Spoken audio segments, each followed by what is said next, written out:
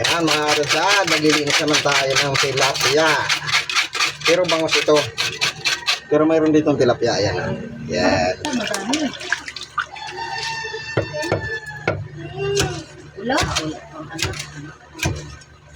Bakit sabi mo tatlo kayo?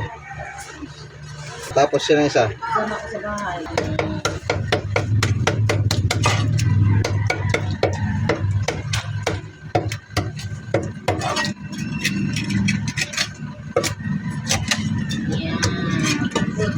Ganun ba yung ate?